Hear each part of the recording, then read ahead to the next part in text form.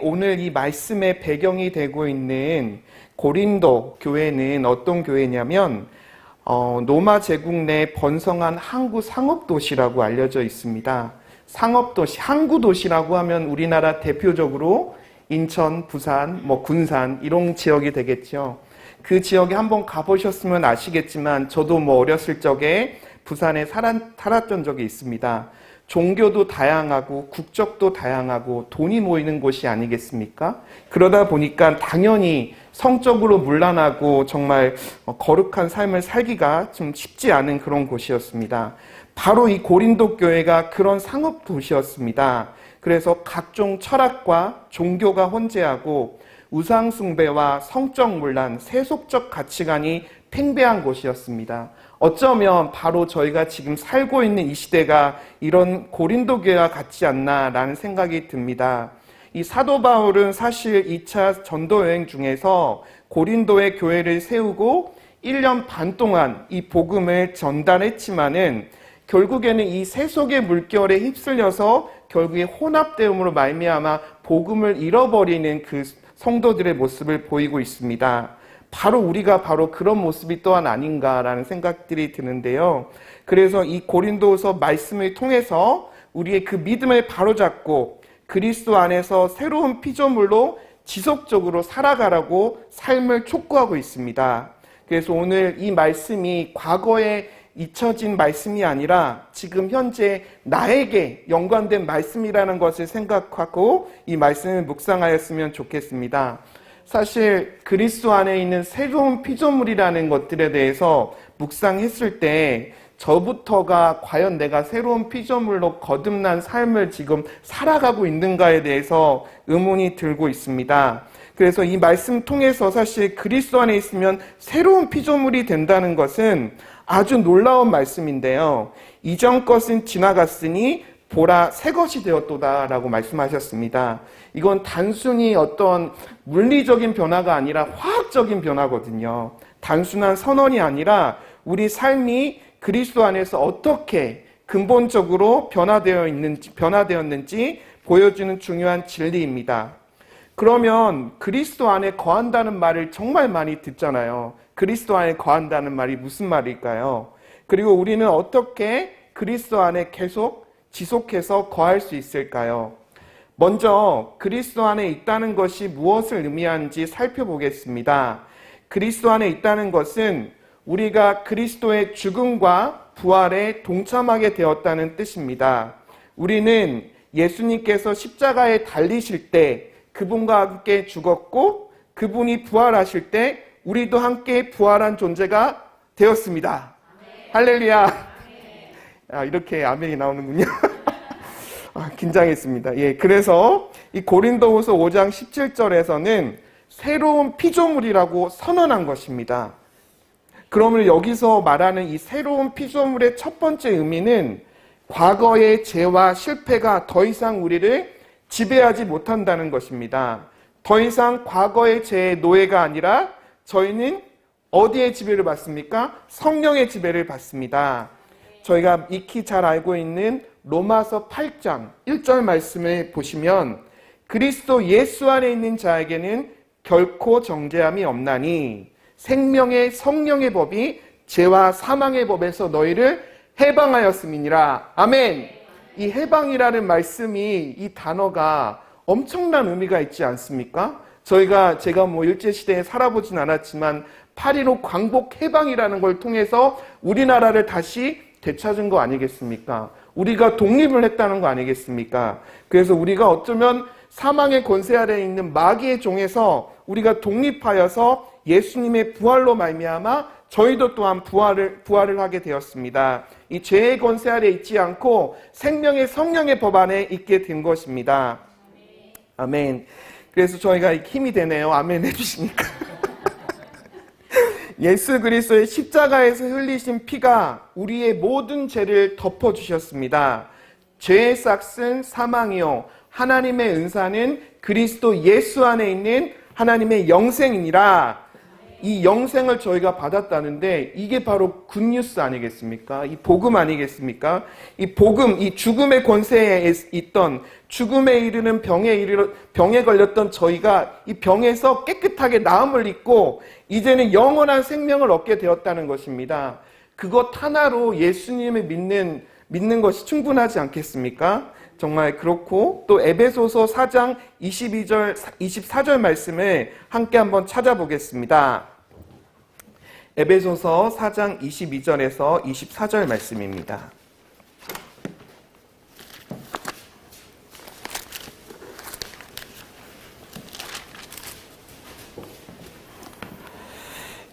같이 읽겠습니다. 시작.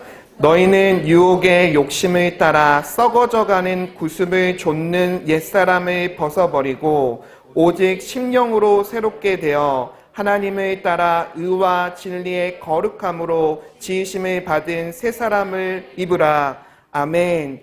이 말씀에 보시면 유혹의 욕심을 따라 썩어져가는 구습을 좇는 옛사람, 저희들도 다 옛사람이 있었습니다. 지금도 그 옛사람의 성품이 끊임없이 저희들을 유혹하고 있지만 이 성경 말씀대로 저희가 오직 심령이 새롭게 되어 하나님을 따라 의와 진리의 거룩함으로 지으심을 받은 새 사람이 되어야 할 줄을 믿습니다. 아멘.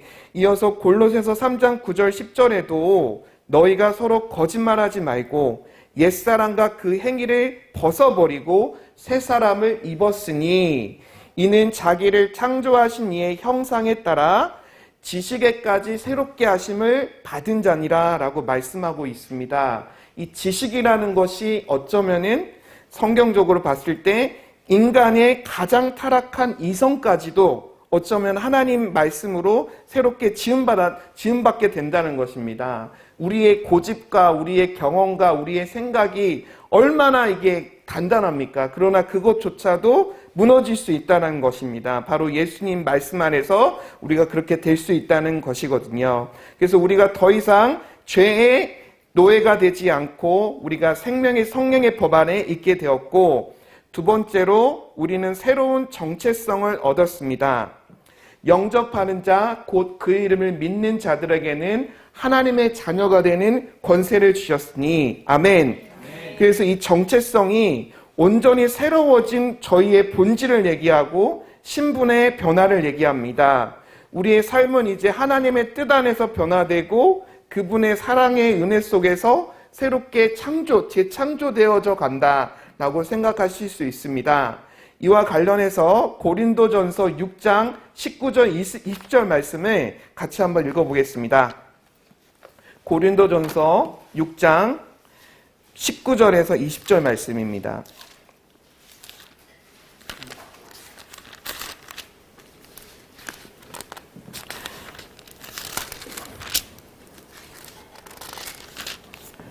같이 읽겠습니다.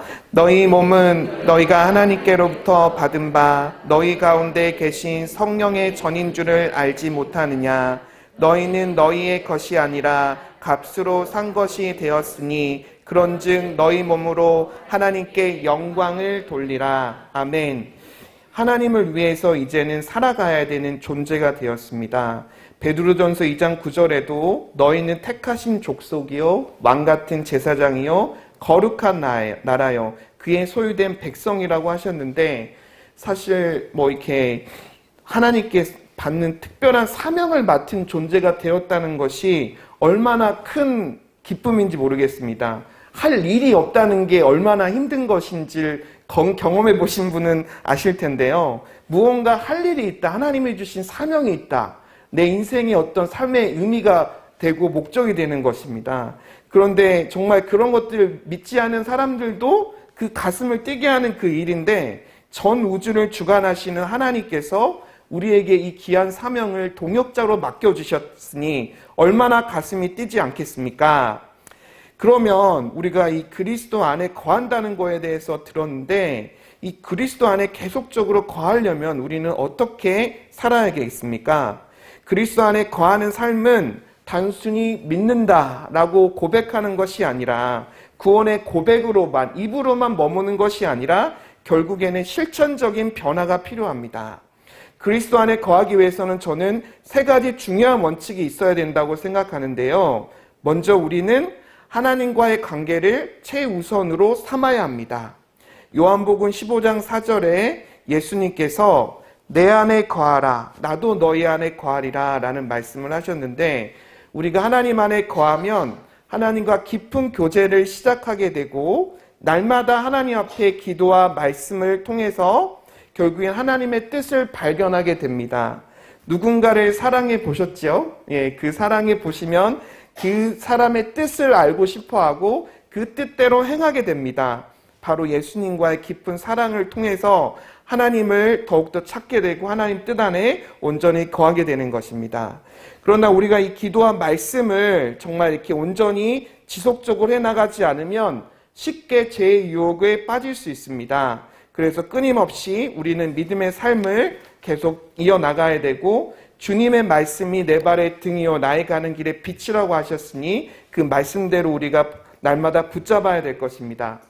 저 같은 경우에는 이제 그 매일 출근길에 쇼츠 영상을 만들면서 새벽 말씀을 묵상하는데요.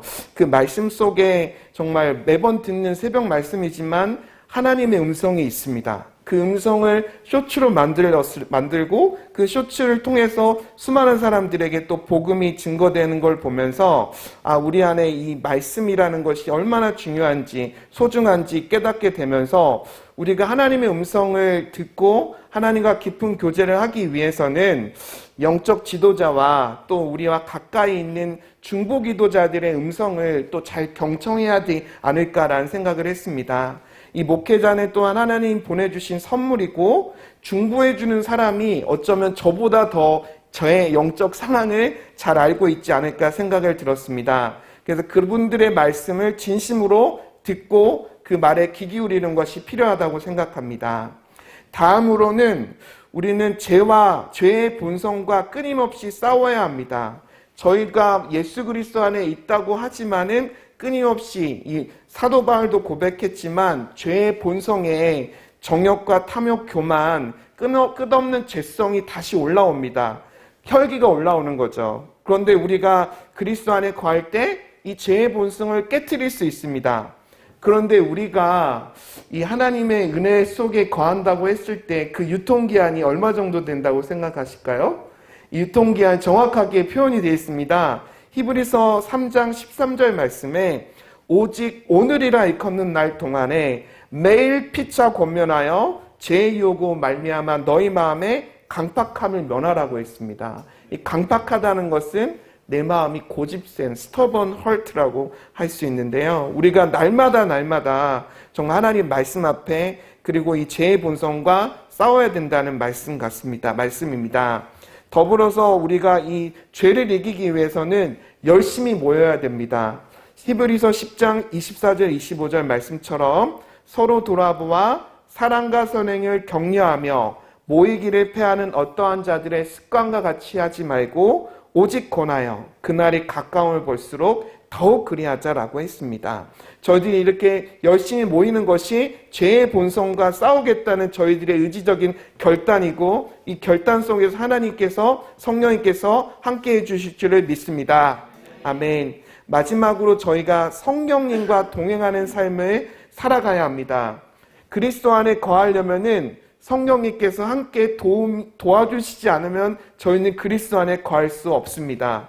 우리가 스스로 할 수 있는 것은 없습니다. 성령님께서 우리의 생각과 마음을 새롭게 하시고 하나님의 뜻을 깨닫고 그분의 길을 따를 수 있도록 친히 보혜사 성령님, 정말 관찰해 주시고 관심 가져주시고 상담해 주시는 성령님이 함께 계셔야 됩니다. 아멘. 사도행전 1장 8절에도 오직 성령이 너에게 임하시면 너희가 권능을 받는다고 했는데, 이 권능이 바로 죄를 이기고 그리스도 안에 거하는 능력을 주신다고 생각을 합니다. 성령님의 인도함 속에서 매일매일 그리스도의 모습으로 닮아가는 여러분과 제가 되기를 바라겠습니다. 특히 이제 성령님께서 주시는 여러 은사들이 있을 텐데요. 그 방언 속에서, 방언을 통해서, 소리 내지 않는 방언을 통해서도 하나님과 소통할 수 있다고 생각합니다. 출근길에서 또 회사에서도 그렇죠. 그렇게 소리 없이 방언을 통해서 또 함께 마음으로 하나님께 기도하다 보면은 저희들의 죄의 어떤 쓴뿌리도 사라지고 영적으로 자유케 되면서 우리의 영이 맑아지는 것을 느낍니다. 그래서 무시로 기도하라고 하는 그 말씀이 친히 우리가 지킬 수 있는 말씀이라는 것을 생각하셨으면 좋겠습니다. 성령님을 또한 우리의 기도를 통해서 일하시는데 이 믿음의 고백과 삶 속에서 그분의 능력이 나타납니다. 우리들 모두 정말 매일의 삶 속에서 성령님과 동행함으로써 그리스도 안에 거하는 삶을 함께 살아가시길 바라겠습니다. 아멘. 성도 여러분, 우리는 더 이상 정말 과거의 죄와 절망에 얽매이지 않습니다. 예수 그리스도 안에서 새로운 피조물이 되었고 부활의 소망을 가진 자들입니다. 우리의 삶은 그리스도 안에서 근본적으로 새로워졌습니다. 이제 우리는 그리스도 안에 거하면서 하나님과의 깊은 관계, 성령님과 동행하는 그런 삶을 살아야 됩니다. 빌립보서 3장 8절에 내 주 그리스도 예수를 아는 지식이 가장 고상함이라는 이 고백이 우리의 고백이 되기를 소망합니다. 이제 우리는 모두 그리스도 예수 안에서 새로운 피조물로서 하나님께 영광을 돌리는 삶을 살아갑시다.